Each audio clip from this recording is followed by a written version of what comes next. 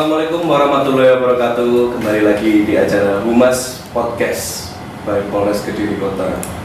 Sore hari ini kembali lagi dengan saya Bribtu Adele Putra Perdana. Dan di sore hari ini kita akan membahas tentang industri kreatif yang ada di Kota Kediri. Salah satunya adalah di sebelah saya ada Mbak Ana. Halo Mas. Anggreni ya. Iya betul. Iya, selamat sore Mbak. Gimana kabarnya? Alhamdulillah. Luar biasa. Harus ya. Ini juga ada produk dari Mbak Ana ya. Ini produk terbaru ya Mbak? Iya, produk terbaru. Sekarang merambah ke makanan. Merambah ke makanan. Iya. Dengan kata-kata merambah berarti ada bisnis sebelumnya. Betul sekali. Sebelum kita bahas tentang bisnis sebelumnya, kita mau tanya-tanya nih Mbak. Iya betul. Mbak Ana Anggreni, ya kan? Mbak Ana ini katanya dulu seorang bidan dan akhirnya merambah ke dunia bisnis. Betul banget. Betul Tahu banget. dari mana Mas? Ya, ada sumbernya. Mbak Ana, ini gimana nih Mbak ceritanya Mbak? Kok bisa dari seorang bidan, dari kesehatan ya Mbak ya? Iya. Itu jauh banget Mbak dengan dunia usaha ya kan? Betul. Bahkan nggak diajarin di kebidanan. Jatuhnya dari situ. Iya. Bisa diceritain Mbak? Awalnya coba-coba. Aduh kayak ini. Awalnya coba-coba gitu kan. Ya, coba-coba. Enggak. Jadi keterusan lagi nih. Ya, kalau awalnya tuh memang saya kerja di salah satu rumah sakit swasta yang ada di Kota Kediri.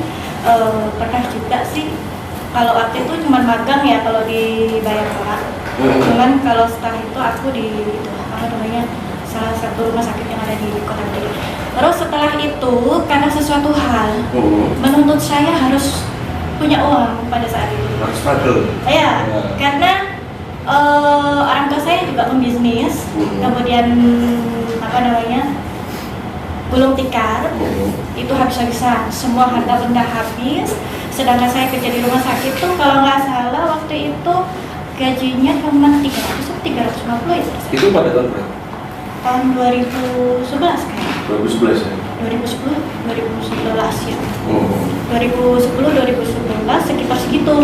Nah, rumah habis, semua habis. Akhirnya saya harus kos. Oke, ngekos. Ngekos kan butuh biaya tuh. Orang tua saya kembali ke Kediri dengan tidak membawa apa-apa. Oh gitu? Iya. Akhirnya saya coba-coba. Pada saat itu belum ada online. Saya sudah online di Facebook. Itu pertama kali awal ada Facebook kan? Iya. Saya coba jualan. Awalnya itu cuma jam tangan karena saya membaca kasat bahwa teman saya adalah semua seorang tenaga kesehatan. Iya. Seorang tenaga kesehatan itu wajib mengenakan jam tangan. Oh gitu ya? Iya, karena untuk menghitung infus, denyut nadi, seperti itu kan harus menggunakan jam tangan. Akhirnya saya jualan itu lumayan. Semakin kesini itu ada yang unik. Lagi-lagi nih teman saya itu punya pasangan polisi, terus tentara gitu kan. Saya bikin boneka. Oh iya. Bonekanya Pak Polisi sama Ibu Bayangkari. Iya. Itu omsetnya meningkat semakin meningkat. Nah dari situ akhirnya saya kewalahan. Terus akhirnya saya diskusi dong sama Ibu. Itu dijual juga lewat Facebook? Facebook. Nggak ada yang ada offline. Cuman reseller, bukan gitu. bukan saya jual langsung itu kan. Jadi yang saya jual langsung itu yang dari Facebook. Gitu. Terus akhirnya itu kewalahan. Akhirnya saya diskusi dengan kedua orang tua. Boleh nggak saya keluar? Yang pertama kali bilang boleh ada ibu saya. Karena karena dari awal dia nggak menyetujui saya terjun di dunia kesehatan. Oh gitu? Iya. Nah, di dunia kesehatan sendiri tuh Mbak Ana memang dari Mbak Ana sendiri atau? Iya, saya sendiri karena dulu saya sudah jadi asisten dokter di Jakarta. Itu akhirnya saya sekolah lagi dengan dalih nanti saya akan balik lagi ke kantor. Iya. Ternyata benar kata orang kan, Kediri alasanku untuk pulang. Benar gak? Akhirnya terasa di Kediri, ya udah balik lagi ke Kediri aja. Ya itu akhirnya bapak saya boleh, ibu saya boleh, ya udah saya akhirnya fokus. Karena awalnya stres Mas, 3 bulan pertama itu biasa saya gini ya, sebuah cita-cita dari saya kecil sudah saya wujudkan, harus saya tinggalkan begitu saja kan. Jadi butuh butuh waktu untuk menetralkan diri saya sendiri. Oh iya. Jadi harus ada fase-fasenya. Nah, akhirnya ya berdamai dengan keadaan, dan alhamdulillah sampai sekarang usaha itu semakin berkembang, semakin berinovasi, semakin berkembang, mengikuti zaman. Kalau ini udah ini, berarti saya harus kesini, harus menambah dan menambah gitu terus. Itu sebelumnya orang tuh udah tahu kalau misalkan Mbak Ana mulai berbisnis? Udah tahu. Udah tahu. Iya. Berarti memang dari basicnya memang keluarga juga berbisnis ya Mbak? Iya, ayah saya sendiri. Ayahnya Mbak sendiri. Akhirnya buat pernak-pernik itu. Iya. Dari itu terus pemerintah Kota Kediri ini kan banyak banget kemajuannya ya. Yeah. Terus akhirnya membina itu ada salah satu pelatihan membuat aksesoris. Dari dulu saya pengen itu, karena kalau ikut pelatihan itu tuh lumayan. Iya benar. Lumayan banget untuk biayanya. Satu orang itu kalau misalnya 1 minggu itu budget untuk ikut pelatihan itu nggak mati dari 3 juta. Gitu. Jadi itu gratis diberikan pemerintah Kota Kediri. Akhirnya saya ikut itu, cuman basic. Jadi cuman terbentuk, monte dibentuk gitu doang. Terus akhirnya setelah dari pelatihan itu saya ngembangin sendiri sambil lihat YouTube. Kan di YouTube ada walaupun belum banyak. Akhirnya setelah itu semakin banyak permintaan, saya kursus lagi. Iya. Di luar itu. Iya. Kursus lagi di Jogja. Iya. Iya, di Jogja langsung. Jadi memang di sana kan sentra ya Mas. Sentra. Apalagi kalau perak. Saya sampai main perak.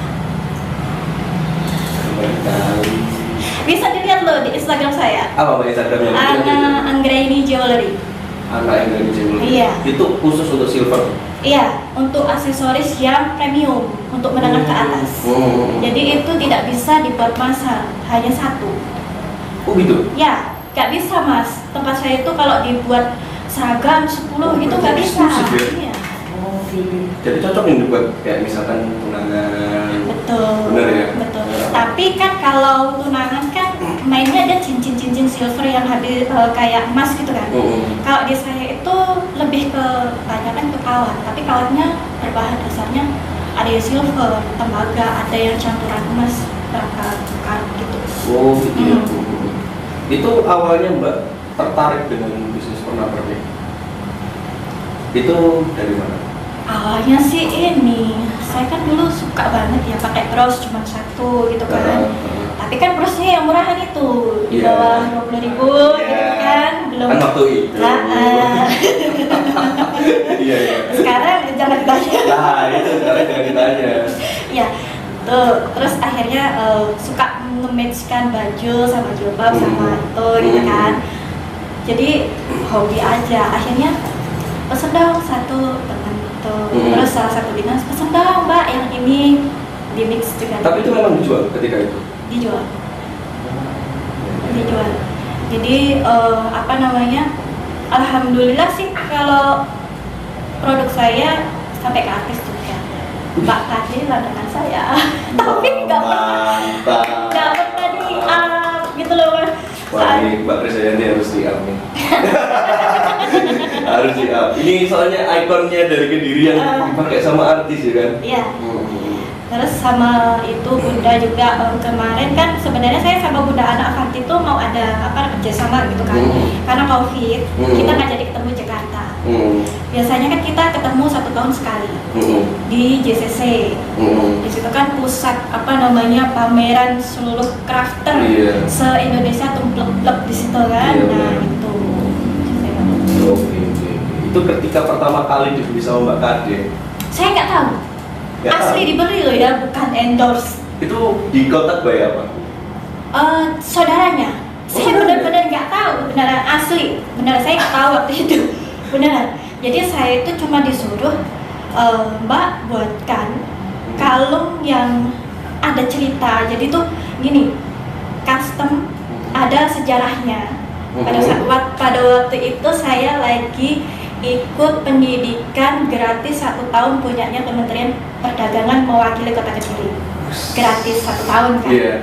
Yang saya angkat itu jenitri. Jenitri tahu kan Mas? Jenitri itu bisa jelaskan sekalian mungkin. Yang biji jenitri itu kalau di Kediri ini adalah yang paling tertua di seluruh tanah Jawa. Di Kediri itu ada di Gang Jenitren. Ada. Iya. Itu apa berubah? Buah genitri. Jadi manfaat itu banyak banget. Katanya tuh untuk peredaran darah, terus menurunkan kolesterol gitu tuh. Saya itu justru tahunya dari buyer saya dari India, bukan dari orang Indonesia. Sampai luar negeri juga. Iya, sudah diekspor. Hebat sekali. Iya, ada diekspor. Aduh. Gitu. Iya, terus habis itu langsung akhirnya tapi dikombinasi ya Mbak sama batu katanya gitu. Batu, gelang dikombinasi sama batu. Mikir dong saya. Gelang cuma gini doang dikombinasi sama batu. Terus akhirnya ada sih batunya cutting, mau nggak sih gitu. Bahwa pokoknya bikinin yang paling bagus katanya. Akhirnya saya bikinkan, batunya cuma sedikit, genitrinya yang banyak. Setelah itu selang 1 minggu sudah saya berikan ke beliau. Saya kan nggak mikir apa-apa. Saya dikirimin foto. Ini loh. Terus gitu, lo kok bisa? Gimana ceritanya? Saya bilang, emang sengaja mau saya kasihkan. Terus mbak adenya itu nukerin sama temen saya itu. Saya tukerin, bagus banget ini soalnya. Tapi responnya positif ya? Positif banget, dan dia masih heran karena di setiap aksesoris saya itu pasti ada ceritanya. Gitu. Jadi kalau genitri pasti saya kasih ceritanya bahwasanya genitri itu seperti ini. Jadi nggak asal cuman kemas dalam plastik masuk itu enggak. Semua ada. Cara perawatannya pun ada. Berarti memang ada karakternya ya Mas. Setiap itemnya itu. Betul. Saya ada itu di IG saya, kalau mau lihat tuh ada yang batu yin yang. Iya. Yang orang Cina percaya banget itu. Yang hitam putih itu kan? Iya. Kalau aku bilangnya vampir. Iya, soalnya kan identiknya gitu ya. Zaman dulu kan itu kan adanya vampir ya, bagus kayak. Tapi juga banyak peminatnya juga kan? Iya. Itu cuma satu, saya nggak mau buat lagi. Tapi udah. Sekarang barangnya posisi ada di Polda DIY. Mantap kali. Oke Mbak, habis itu kan dari bisnis pernak-pernik ini, terus Mbaknya melakukan perjalanan bisnis apa lagi? Untuk sementara sekarang ini karena kemarin kita terdampak banget di pandemi, yang harusnya saya waktu itu persiapan berangkat ke JCC lagi, ternyata di JCC kan di cancel itu. Akhirnya saya diam Mas, aduh ya apa ya, bisa kan? Iya. Biasanya 1 bulan begitu dapatnya, ini nggak dapat sama sekali. Iya. Dari Desembernya itu, Desember ke Januari sama sekali tidak ada pemasukan. Dari Desember sampai Januari? Iya, 2 bulan itu nggak ada pemasukan. Sedangkan angsuran nih Mas. Tetap ada angsuran juga ya kan? Usaha nggak ada angsuran, nggak asik. Oh iya benar juga. Itu yang diajarkan sama senior saya. Kayaknya lagi di sini. Soalnya biar motivasi. Iya. Jadi kita tuh kayak ini harus iya. Optimis terus, aku bisa. Dan kita harus punya tujuan. Usaha kita harus punya tujuan. Goalsnya. Ya itu. Akhirnya di bulan Januari, di akhir bulan Januari sekitar tanggal 26 itu, saya ada WA. Bisa buatkan masker kan? Katanya gitu. Salah satu dinas di Kota Kediri itu. Bisa, saya bilang gitu. Padahal saya belum. Kalau jahit udah biasa ya, karena saya pernah kursus jahit kan, ibu saya juga penjahit, tante saya juga penjahit. Jadi bisa Mbak, saya bilang gitu. Padahal belum kepikiran untuk kesana itu belum. Saya bilang bisa. Jadi apapun, setiap orderan, entah itu nanti gimana ke belakangnya, saya pasti bilang bisa. Iya. Karena meyakinkan orang itu tidak mudah. Benar. Gitu. Bisain dulu aja. Iya, bisa saya bilang gitu. Mau pesan berapa? Nggak banyak kok, 15 aja gitu. Pada saat itu belum digalakkan untuk memakai masker kain. Nah, Akhirnya itu dari 15 pesennya 350 piece. Gimana? Dari 15. Katanya cuma 15, nggak taunya teman satu kantor itu minta pesenin dong Setelah sekalian. itu? Langsung Oh, pertama juga? WA itu pesen ya berapa 15. Oke, saya bikin kan berangkat. Iya. Belum digunting. Udah lagi masker lagi. Dek, tambah ya katanya gitu. Sekian nambah. Katanya 15. Dalam hatiku kita kan nggak taunya totalnya 350. Ya nggak tahu juga ya. Iya, rezeki itu memang nggak disangka-sangka banget. Iya, misteri. Gitu. Saya dari itu taunya orang-orang tuh saya bikin masker. Tuh. Padahal awalnya Aksesoris saja. Ya, sebenarnya jahitan itu sudah ada mas. Oh ya. Karena saya mikirnya gini, aksesoris sama disuruh jahit, pasti saya pilih aksesoris. Duitnya lebih gede. Oke. Ini bisa saya tiru nggak? Bisa saya tiru. Tapi yang menarik dari masker itu saya pernah dengar cerita itu juga Mbaknya ini berkolaborasi. Betul. Iya kan? Mengangkat dari UKM Tenun tingkat Kediri. Betul. Waktu itu saya kan ditelepon dari ke Pemprov dan kebetulan saya alumni juga kan dari Kementerian Perdagangan. Jadi itu didata ceritanya itu. Asisten Bapak Kepala Disperindak Provinsi Jawa Timur WA saya, Mbak, biasa kapasitas satu hari masker berapa? Pada saat itu saya hanya memiliki 3 penjahit, kapasitas saya cuma 500 per hari. 500 piece. Akhirnya didata masuk ke Bu Kofifa. Akhirnya gini, Mbak, tolong saya dibuatkan sampel 12. Akhirnya saya bikin sampel 12, tapi saya tambah lagi 3. Ini kain tenun. Oh gitu. Mbak, yang 3 itu untuk Bapak, saya bilang gitu. Itu kain tenun yang Kediri, saya bilang gitu. Oh iya, saya sampaikan. Akhirnya dibuat video kan, ada di Instagram Bapak itu ya. Terus dibuat video itu viral akhirnya mas. Gitu. Jadi emang ibaratnya setelah pesanan 350 tadi, terus ada pesanan masker itu. Pesanan terus sampai kapasitas satu hari saya 1000 piece dengan 13 penjahit. Terus setiap hari. Saya nggak berhenti gini terus semua. Di sana terkesima sepertinya. Iya, pasti dah. 1000 piece per hari, bayangin ya ampun. Dan itu emang kalau saya dulu pernah lihat sempat dipakai di Pemkot juga kan kalau nggak salah. Ya, kebetulan memang luar biasa ya Pemkot kita ini nggak seperti kalau saya itu gini loh mas, saya itu sering ketemu teman dari berbagai daerah kan, keseringan keluar kota, ya kan, enak ya Kota Kediri ya, gitu. Kota Kediri full support selalu karena memang berusaha untuk menjadi service city. Iya betul. Iya, service city. Benar. Itu juga saya pernah lihat itu waktu dipakai sama siapa ya? Pak Abu. Ya. Nah, ada event apa saya lupa dipakai Pak Abu. Iya. Katanya juga dijelaskan juga kalau situ bahwa ini masker tenun asli Kota Kediri. Betul. Wah, keren. Saya gitu pertamanya. Ini punya siapa? Ternyata punya. Betul. Punya saya juga, teman-teman saya semua akhirnya bikin. Dan masker sampai sekarang masih? Masih ada, cuman nggak sebanyak dulu karena sekarang kan banyak banget masker yang medis. Nah itu juga. Tapi untuk yang kayak bisnis yang Mbak sebelumnya kayak boneka tadi sudah nggak bikin lagi. Oh sudah nggak bikin? Nggak bikin. Tapi kalau pelanggan saya dari lama pasti minta bikinnya ke saya sampai mahar dulu sih mahar ya. Itu Mbak tolong dong, jadi temen-temennya dulu kakaknya, terus adiknya, terus tetap suruh bikin saya. Tapi masih melayani juga? Masih melayani, tapi enggak. Makanya cuma diem aja, nggak pernah posting. Iya.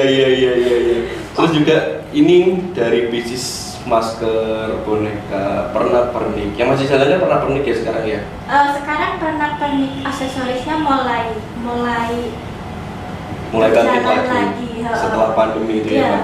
Karena kan sebelum itu kan rencana memang mau ke JCC mas, jadi saya itu stok batu, stok kawat itu 1,5 Spol itu sekarang 250. Kalau 250 kita setak 10 gitu kan, kasar banget ya. Iya, benar. Kasar banget gitu. Banget kerasanya gitu. Langsung dikit. Langsung lemes dulu. Lemas banget itu. Habis gitu dari semua cerita bisnis tadi akhirnya meraih juara. Oh iya. Iya. Sebenarnya perwakilan dari kota Kediri itu banyak. Akhirnya tersaring 3 orang. Terus yang masuk ke semi babak final cuma saya. Oh gitu. Iya. Itu membawa apa? Aksesoris. Ya, yang saya sampaikan tetap aksesoris, kemudian ada penambahan tentang jahitan itu mas. Jadi setelah itu saya bingung mas, pada saat itu hampir saya nggak berangkat ke Surabaya. Karena pada saat itu Surabaya dalam kondisi zonanya itu hitam, bukan lagi hijau merah, enggak. Saya tuh sampai konsul ke kedua dinas. Kayaknya saya berangkat nggak ya? Berangkat aku stop ngomong. Kan ngeri juga ya kan waktu itu. Terus gimana gitu? Emang ini kalau nggak berangkat, soalnya sudah 5 besar. Terakhir kita harus presentasi, karena sebelumnya presentasi kita memang via Zoom gitu. Terus saya harus gimana dong Pak? Kasih solusi saya udah lemes gitu. Bisa nggak ya? Saya bisa nggak ya? Gitu. Akhirnya udah Mbak Ana untuk berangkat, nggak usah khawatir. Kita siapkan mobil sama sopirnya. Mbak Ana bawa asisten 1 berangkat ke Surabaya ya. Jangan lupa pakai masker. Saya berangkat. Tapi eventnya itu kan juga waktu itu pasti full ya Pak. Maksudnya kayak mulai dari cuci tangannya, betul, pembatasannya sangat ketat sekali. Ketat banget ya kan. Kita harus pakai face shield di sana, gitu kan. Terus apa namanya di screening dulu, gitu mas. Dan kita masuk ke ruangan itu nggak semua masuk, satu-satu dulu. Jadi tuh di salah satu ruangan gitu mas. Jadi ini ya, kita duduk nih, kita di depan gini. Di sana udah ada juri dari berbagai universitas, praktisi, dari dinas, ada 15 orang. Serasa saya itu skripsi. Lomba rasanya skripsi, iya kan? Ada rasanya gini, bisa nggak gitu? Bisa. Aku nervous nggak ada. Bisa nggak saya nyampein di depan? Iya. Gitu. Dan akhirnya saya nyampaikan, semua jurinya nggak ada satupun yang tanya ke saya. Oh iya. Saking bingungnya dengan materi yang saya sampaikan itu. Mungkin jadi pembelajaran baru juga ya untuk juri-jurinya ya kan. Oh deh kayak gini ya, mungkin kayak gitu. Ini mah bukan materi UKM lagi katanya kayak gitu. Ini udah biasa ikut lomba ya. Saya nggak apa berkali ini, padahal udah belum balik. Itu kalau boleh tahu bawain apa itu Mbak ketika itu? Materinya aksesoris, jadi mulai kalau di provinsi itu kemarin diminta itu sudah bermanfaatkah kita dengan warga sekitar gitu. Jadi lebih ke pemberdayaan. Kebetulan saya kan ada pemberdayaan, berkolaborasi sama teman-teman UKM juga yang sama aksesoris. Oh gitu. Terus terkait itu Mbaknya kan ini kan ibaratnya kan apa namanya, mulai semuanya kan dari medsos ya kan. Itu gimana Mbak ceritanya Mbak? Kok enggak buat, biasanya kan orang-orang kan buat toko, buat apa gitu. Ya, kalau saya lebih memanfaatkan sosial media dari dulu. Memang awal dari Facebook, terus kemudian ada WA kan, terus merambah ke WA, terus ada Instagram, sampai TikTok. Saya juga bikin TikTok loh. Iya, ada postingan loh di TikTok, alhamdulillah. Terus apa namanya? Kenapa saya lebih ke sosmed? Karena saya sudah punya database setiap kali saya ikut pameran mana-mana itu kan selalu saya minta nomor WA-nya, saya minta nomor teleponnya. Itu sebenarnya udah bisa dimanfaatin loh. Ketika kita apa namanya update status chat pelanggan kita itu udah langsung banget mau dong pak seperti itu. Jadi kelemahan berbagai teman-teman ya kalau pameran itu ya udah pokoknya itu barang putih alhamdulillah gitu kan. Tapi tidak mengingat faktanya tadi. Saya selalu bawa buku tamu, saya mintain silakan diisi nomor teleponnya. Habis itu saya follow up aja di HP saya gitu. Jadi oh itu mbaknya yang waktu itu pameran di sini ya. Iya. Gitu. Berarti itu salah satu optimasi media sosial ya Mbak ya. Betul. Kan di era sekarang kan mungkin media sosial kan banyak yang digunakan untuk hal-hal yang maaf kayak ya ya TikTok, kan. joget-joget nggak jelas kan. Iya. Lebih baik kita edukasi aja di teman-teman semua supaya nggak joget-joget nggak jelas terus berbicara. Iya. Lebih baik ibaratnya sebagai kaum milenial. Ini kan juga temanya juga pas milenial juga. Jadi lebih mengoptimasi media sosial sebagai alat. Betul. Iya kan Mbak ya. Iya. Sebagai alat bantu untuk kita lebih bisa explore lebih banyak lagi. Daripada nggak berguna kan. Iya, benar. Ayo manfaatin buat cari cuan. Iya. Toko online. Oke Mbak, sebelum kita closing, ini mungkin ada ibaratnya kata-kata hari ini untuk audiens kita. Kayak ini paspornya teman saya.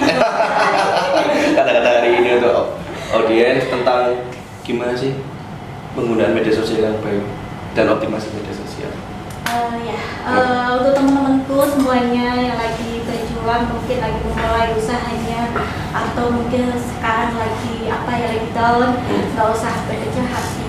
Kita itu sekarang serba enak, serba 4.0, jadi manfaatkan HP kita untuk berpenghasilan, untuk menghasilkan cuan gitu. Terus saya punya kata-kata gini, kesulitan itu pasti ada, namun kesempatannya itu sangat besar. Betul, Ya. banget. Iya, jadi udah gak ada alasan bisnis aku nggak punya modal. Nggak ada, saya nggak ada modal. Nol. Dari 0 rupiah. Nol. Hanya memanfaatkan itu tadi. Betul. Jadi Mantap memang. Ya, jadi itu ya teman-teman.